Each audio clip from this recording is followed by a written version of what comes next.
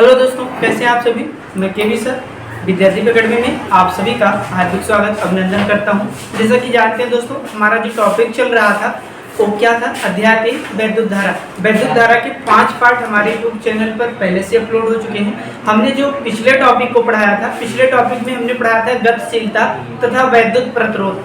आज उसी पर आधारित हम 2 से 3 प्रश्नों करने का प्रयास करेंगे। छोटा छोटा वीडियो, ताकि आपको बिल्कुल ओवन महसूस ना हो, अच्छे से रिलैक्स होकर देख सकें, ठीक है ना। तो आज हम गतिशीलता पर सवाल को आधारित, गतिशीलता और वैद्युत धारा पर, वैद्युत प्रतिरोध पर आधारित प्रश्नों को लेकर आए। चलते हैं, प्रश्न को देखते हैं, ठीक है ना। चलने से पहले इतना जरूर कहना चाहेंगे, जो भी स्टूडेंट हमारे शेष पार्ट 5 पार्ट को ना देखे हो, एक बार और से देखें, ठीक है ना, जिससे आपकी कॉन्सेप्ट क्या हो जाएंगे, एकदम क्लियर हो जाएगा, ठीक है ना। कॉन्सेप्ट क्लियर होने पर चलते हैं, ध्यान देते हैं, ठीक है ना।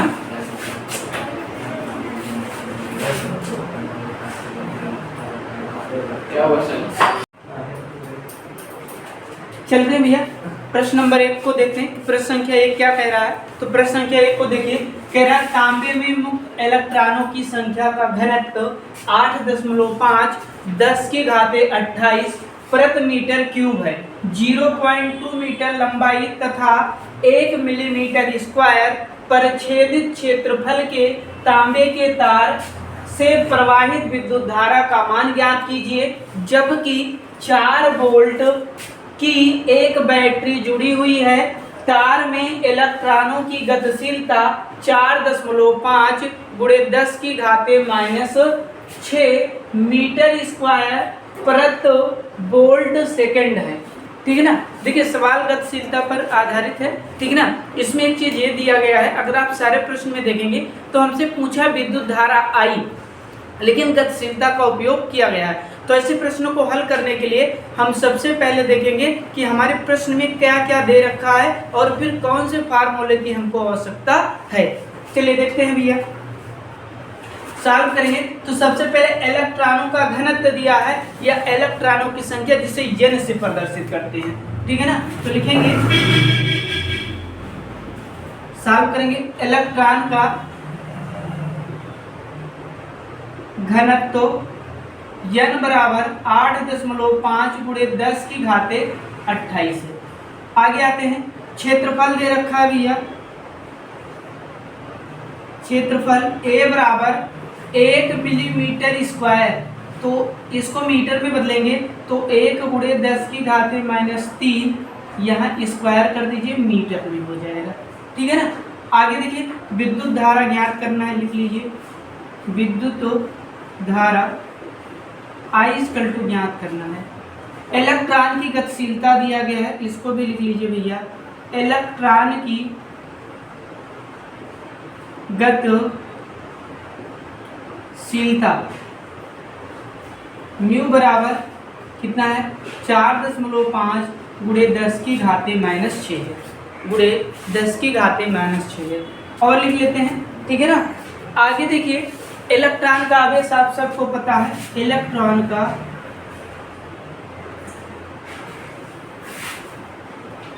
आवेश E बराबर 1.6 × 10⁻19 कूलाम होता है। क्या होता है, कूलाम। तो किसी भी फिजिक्स के प्रश्न को सॉल्व करते समय सबसे पहले ये आपको पता होना चाहिए क्या क्या दिया गया है, क्या क्या पूछा है, ठीक है ना। अब देखिए, किसी चालक में प्रवाहित विद्युत धारा का अगर आप सूत्र लगाओगे, सूत्र I बराबर क्या होता है, NeAVD। लेकिन इसमें गतिशीलता है, नहीं है। गतिशीलता है तो आप कहेंगे सर जी गतिशीलता तो इसमें है, ये नहीं है, ठीक है ना। और जबकि हमको क्या रखना है, गतिशीलता। और एक चीज और भी दिया गया है, लंबाई दिया गया है प्रश्न में। क्या दिया गया है, तार की लंबाई। लंबाई कितनी दे रखी है, लंबाई L बराबर 0.2 मीटर है। कितना है, 0.2 मीटर लंबाई दे रखा है, ठीक है ना। तो इस लंबाई को दे रखा है, तो देखिए ना तो हमारे पास L है और क्या दे रखा है, वोल्ट दे रखा है, विभव ना तो विभव है। V बराबर 4 वोल्ट की बैटरी जोड़ रखी है। कितने वोल्ट की, 4 वोल्ट की, ठीक है ना। तो देखिए 2 चीज छूट ही गया था, क्या, लंबाई और विभव। तो मतलब इस फार्मूले से हमारा काम नहीं होगा। ये तो फिक्स हो गया, क्योंकि जो मैं विद्युत धारा का सूत्र जानता था I बराबर N E A V D, इससे मेरा काम बनने वाला नहीं है। क्यों नहीं बनने वाला है? क्योंकि हमारे पास ना तो मैं एल का कहीं प्रयोग कर पाऊंगा, ना तो वी का, और न ही गतिशीलता म्यू का, ना ही गतिशीलता म्यू का। अब दूसरा सूत्र हम लिखेंगे कि जो इसमें से कोई एक अंक हो और उसका हमको पता हो, ठीक है ना। तो देखते हैं, अब देखिए, आप लिखिए गतिशीलता म्यू बराबर क्या होती है। गतिशीलता म्यू बराबर होती है हमारा V D upon E, V D upon E. तो यहाँ से एक चीज आप देख सकते हो, वी डी बराबर हमारा क्या हो जाएगा, म्यू इंटू ई। लेकिन यहीं पर लिखिए, परंतु ई बराबर होता है वी बटे यल, वी बटे यल। अब ई का मान यहाँ रख दीजिए, तो वी डी बराबर हो जाएगा म्यू वी अपान यल। इसी वी डी का मान, इसको मान लीजिए समीकरण 1, यहीं पर रख दीजिए, यहीं पर रख दीजिए। लिखेंगे वी डी का मान समीकरण 1 में रखने पर। अब देखिए, सवाल इसीलिए टफ बन गया क्योंकि एक ही फार्मूले पर उसके वैल्यू को रखने पर आया नहीं, ठीक है ना। तो हमने गतिशीलता का फार्मूले का इस्तेमाल किया, फिर हमने वैद्युत क्षेत्र का भी फार्मूला लगा दिया, वैद्युत क्षेत्र का भी फार्मूला लगा दिया। तब हमारा जो सवाल बनेगा, जो सूत्र बनेगा, आई बराबर एन ई ए, इतना तो फिक्स है। लेकिन वी डी का मान यहाँ क्या आया है, म्यू वी अपान एल। तो यहाँ हो जाएगा म्यू और वी अपान एल। अब देखिए, हमको सब की वैल्यू पता है, एन का भी मान पता है, ई का भी मान पता है, ए का मान, म्यू का मान, वी का मान, एल का मान, सबका। एन का मान कितना दिया गया है, आप अपने प्रश्न में देखिए एन का मान कितना दिया गया है, तो बहुत अच्छे से देखेंगे, 8.5 गुणे 10 की घात 28, 8.5 गुणे 10 की घात 28। ई का मान 1.6 गुणे 10 की घात -19। ए का मान देखिए, इसका स्क्वायर है तो 3 दूनी 6, तो 10 की घात -6 हो जाएगा। म्यू का मान भी आपको दे रखा है, म्यू का मान कितना दे रखा भैया, 4.5 गुणे 10 की घात -6, ठीक है ना। रुकिए भैया, देखते हैं कैमरे में आगे दिखाई पड़ रहा है कि नहीं।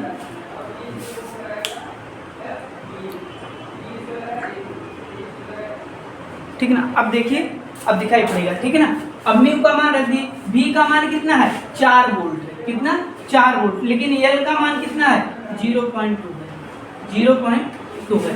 हमने सबसे पहले गुणा में आपको बताया था कि गुणा में सबसे पहले 10 की घात को हम एक तरफ करेंगे, किसकी, 10 की घात को, ठीक है ना। कोई दिक्कत नहीं है, 10 की घात बटोरते हैं। तो देखिए, यहाँ 16 है और यहाँ 8.5 है, तो इसका गुणा कर लीजिए। तो आप लोग जानते हो 16 पंचे कितना होता है, 80, हासिल कितना हो जाएगा, 8 हो जाएगा, ठीक है ना। और 16 अट्ठे कितना होता है, 16 अट्ठे 144, नहीं 16 नहीं है, 144 होता है, ठीक है ना। 16 अट्ठे 128 होता है, 16 अट्ठे कितना होता है, 128। और 128 में आप जब 8 जोड़ेंगे तो कितना हो जाएगा, ऐसे गुणा कर लेते हैं भैया, 8.5 1.6, तो 5 6 30, हासिल 3, ठीक है ना। और 8 6 48, 3 51 हो जाएगा, 5 एकम 5 और 8 एकम 8, तो जोड़ लीजिए 0 6, और ये कितना हो जाएगा आपका 8 5 13, कितना हो जाएगा 8 5 13, 1 1 2 अंक बाद दशमलव लगेगा, तो ये हो जाएगा 13.6, कितना हो जाएगा 13.6। और क्या बचा, 4.5 बचा है और 0.2, 1 1 अंक बाद दशमलव लगा है, तो यहाँ लिख सकते हैं 45 गुणे 4 बटे 2 कर दीजिए, बटे क्या कर दीजिए, 2 कर दीजिए। और इस 2 से इस 2 को क्या कर दीजिए, उड़ा दीजिए, ठीक है ना। 2 एकम 2, 2 दूना 4। अब बचा 10 की घात, 10 की घात यहाँ 28 है, ठीक है ना। अब माइनस वाला जोड़ो, तो 19 6 25, और 25 6 कितना हो जाएगा 31, तो 10 की घातें -31। आधार समान होने पर गुणे में घातें क्या होती, जुड़ती हैं। आधार समान होने पर गुणे में घातें जुड़ती हैं। अब देखिए 13.6, और यहाँ से देखिए 45 दूना कितना हो जाएगा 90, 45 दूना 90, और यहाँ पर हो जाएगा 28 3 31, 10 की घातें -3, कैसे 28 - 31। आगे देखिए, इसको अगर इस जीरो का प्रयोग यहाँ कर लें तो 136 गुणे 9 हो जाएगा और यहाँ 10 की घात -3 हो जाएगा। गुणा करिए, कितना हो जाएगा, 9 × 6 = 54, हासिल 5, 9 × 3 = 27 और 27 × 5 = 32, हासिल 3, 9 × 1 = 9, 9 × 3 = 12, ठीक है ना।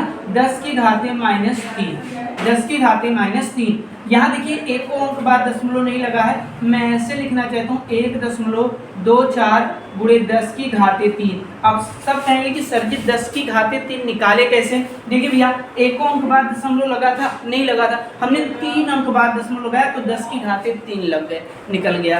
अब यहाँ 10 की घात -3, 10 की घात -3 वाला प्लस को क्या कर देगा, कैंसिल कर देगा या इसकी घात 0 कर देगा, और जिसकी घात 0 हो जाती है उसका मान कितना होता है, 1 होता है, ठीक है ना। जिसकी घात 0 हो उसका मान 1। अगर आप इसको ऐसे भी करना चाहते हैं तो 10 की घात 3 गुणे 10 की घात -3, तो यहाँ हो जाएगा 10 की घात 3 - 3, तो 10 की घात 0। तो कुछ लोग इसका मान 0 लिख देते, नहीं, जिसकी घात 0 हो जाती है उसका मान भैया 1 होता है। क्या होता है, 1। इस तरीके से हमारा आंसर हो जाएगा 1.22। क्या पूछ रहा था, विद्युत धारा आई, तो इसका मात्रक क्या होता है, एम्पियर। इसका मात्रक क्या होता है, एम्पियर, ठीक है ना।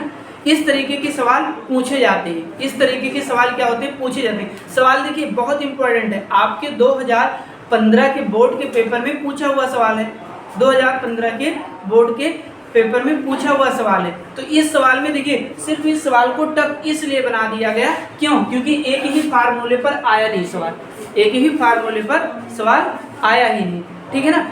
तो चलते हैं और सवाल 1-2 देखते हैं। विद्युत धारा और धारा घनत्व, गतिशीलता और वैद्युत प्रतिरोध, ठीक है ना। चलते हैं दूसरे प्रश्न को देखते भैया, ठीक है ना। पहला प्रश्न हमने गतिशीलता पर आधारित किया था, जो आपके 2015 और 2020 के बोर्ड के पेपर में पूछे गए थे। प्रतिरोध के कुछ नए सवाल आ रहे हैं, तो आज उस पर डिस्कस करेंगे। ये 2023 में जो भी पिछले साल में यूपी बोर्ड का पेपर हुआ था उसमें पूछा हुआ प्रश्न, थोड़ा सा क्या कहते हैं, सेंटेंस को घुमा दिया है, बाकी सवाल में कुछ नहीं है, सवाल आप पहले से ही जानते हैं, ठीक है ना। सेंटेंस को सिर्फ घुमाया, कह रहा है एक तार का प्रतिरोध 8 ओम है, एक तार है उसका प्रतिरोध 8 ओम है, ठीक है ना। इसे दुगनी लंबाई तक खींचा जाता है, तार का नया प्रतिरोध ज्ञात कीजिए।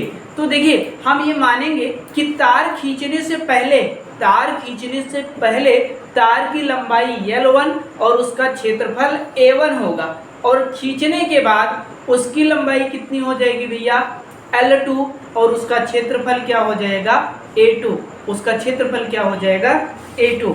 तो उसी को लिखेंगे, ठीक है। माना प्रारंभिक में तार की लंबाई L1 तथा क्षेत्रफल A1 है, कितना है, A1 है। खींचने के बाद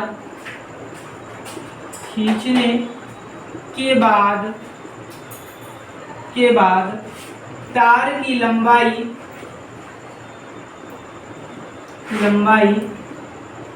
L2 तथा क्षेत्रफल A2 है।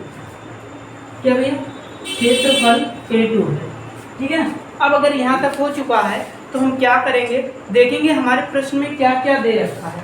प्रश्न में हमारे क्या क्या दे रखा है, तो देखिए प्रतिरोध दे रखा है, तो हम R1 बराबर करेंगे 8 ओम दे रखा है। कितना दे रखा है, 8 ओम।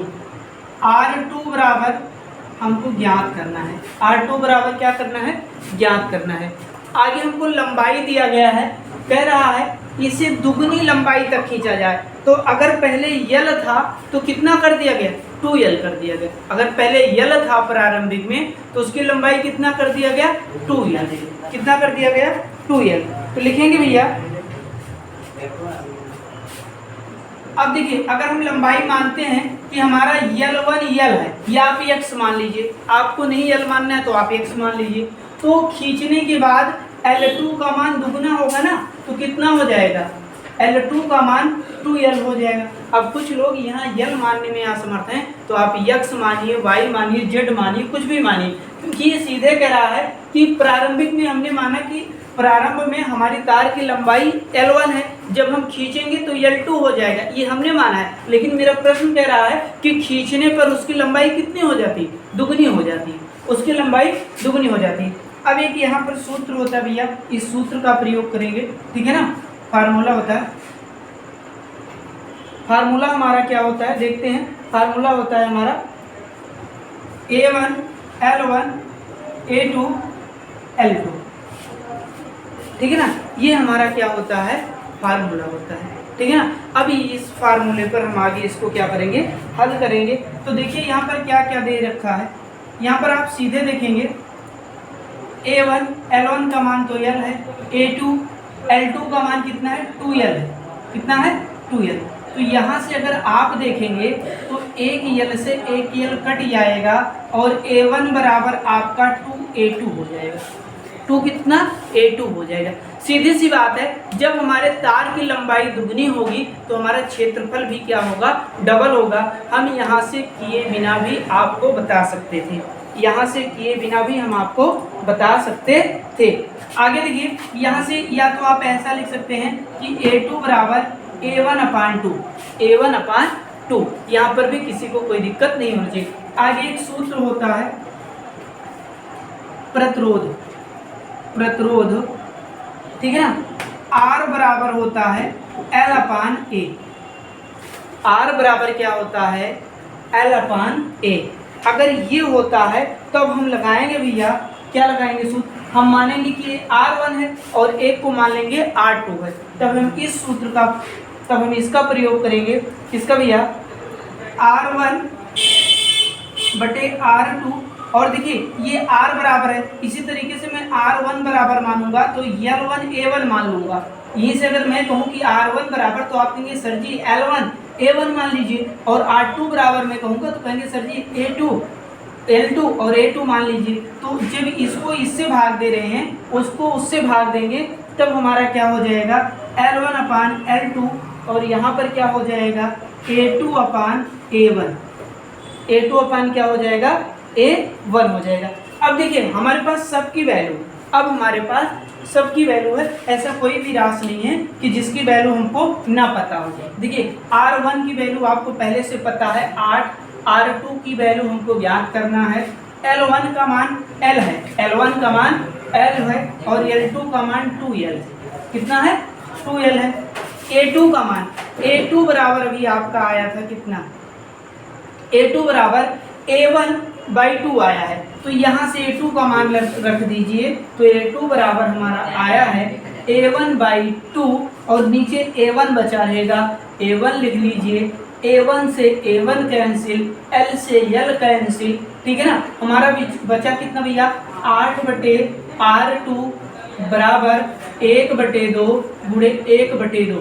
तो देखिए 8/R2 बराबर 1 × 1, 2 दूना 4, इधर हो जाएगा 8 × 4 1 × R2, तो R2 बराबर हो जाएगा 8 चौक 32, और प्रतिरोध का मान कितना होता है, मात्रक क्या होता है, ओम, मात्रक क्या होता है, ओम, ठीक है ना। इस तरीके के भी नए पैटर्न पर सवाल यूपी बोर्ड में पूछे जा रहे हैं, ठीक है ना। तो इस सवाल को सबसे पहले कुछ नहीं करना था, आपको मानना था कि तार खींचने से पहले आपकी लंबाई L1 L2, खींचने के बाद इसकी लंबाई L2 हो जाएगा और क्षेत्रफल A2 हो जाएगा, और सबकी वैल्यू लिख लेना था कि हमारे प्रश्न में क्या क्या दे रखा है। तो हमने देखा R1 बराबर 8, R2 बराबर ज्ञात करना है, L1 बराबर हमने माना कि L है, आप X मान सकते हैं, खींचने के बाद दुगनी हो जाती है। मैंने यहाँ L माना है तो यहाँ 2L मान रखा है, आप X मानेंगे तो यहाँ पर क्या रखेंगे, 2X, ठीक है ना।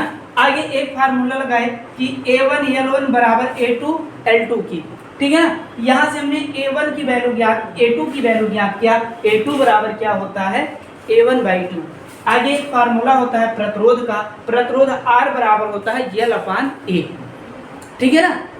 और इसी तरीके से हमने निकाला R1 R2, और इसको क्या कर दिए, R1 को R2 से भाग दे दिए, तो R1 R2 बराबर हो जाएगा L1 L2 A2 अपान A1, ठीक है ना। अब यहाँ पर हमने सबकी वैल्यू रखा, R1 की वैल्यू 8 पता था, हमने 8 पुट अप कर दिया। L1 की वैल्यू हमने L माना था तो L, आप x मानेंगे तो यहाँ पर x, और L2 की वैल्यू हमने 2L माना है तो यहाँ पर 2L।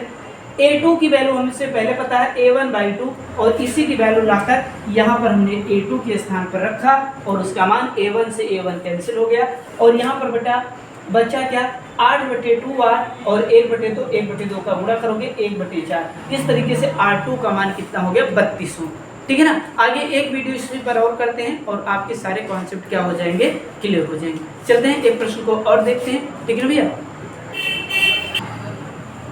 चलते हैं दोस्तों, आज का वीडियो यहीं तक। नेक्स्ट वीडियो में जरूर प्रतिरोध के प्रश्न को लिया जाएगा, ठीक है ना। तो आप लोग जरूर बताइए वीडियो कैसी लगी। वीडियो अच्छी लगी तो वीडियो को लाइक शेयर और चैनल को सब्सक्राइब करना मत भूलिएगा। प्रतिरोध पर नेक्स्ट वीडियो में हम और प्रश्न को लेकर आएंगे, इसमें इसलिए नहीं की क्योंकि वीडियो लंबी हो जा रही थी, और लंबी वीडियो देखने में आप लोगों का बिल्कुल मन लगता है नहीं, ठीक है ना। इसलिए छोटे वीडियो को लेकर आएंगे। तो आज का सफर यहीं तक। आप लोग जरूर बताइए वीडियो कैसी लगी। जय हिंद, जय भारत।